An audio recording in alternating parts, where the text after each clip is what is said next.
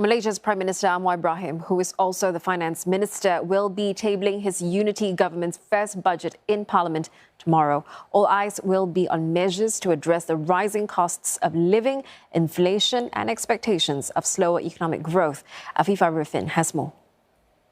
It will be Anwar Ibrahim's maiden national budget as both Prime Minister and Finance Minister. Malaysia's fiscal debt stands at more than $300 billion, or around 80% of the country's GDP. Mr Anwar has said Malaysia will tackle its rising debt levels through subsidy reduction and good governance, instead of imposing new, broad-based consumption taxes. We expect in this budget there's going to be specific measures to raise government revenue efforts. At the same time, the government is, I think, also aware that the public is very concerned and large segments of the Malaysian public is affected by cost of living increases. And to help those in the lower income bracket, observers say cash payments could also likely be given out as short-term relief.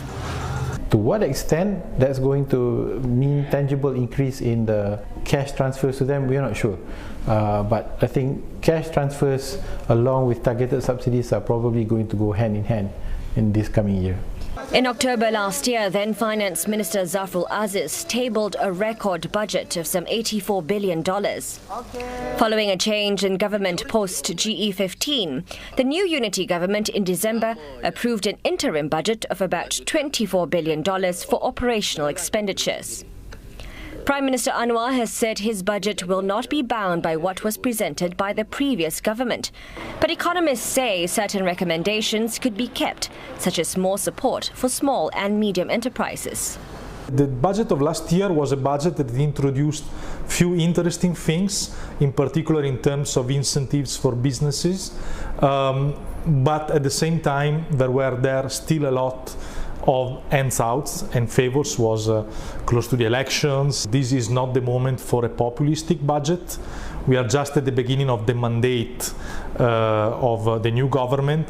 So if there is a moment where to be more conservative and more fiscal prudent, this is the moment.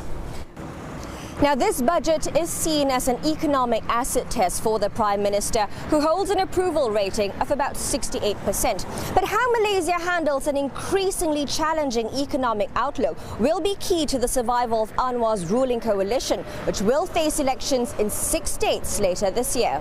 Afifah Rifin, CNA Putrajaya.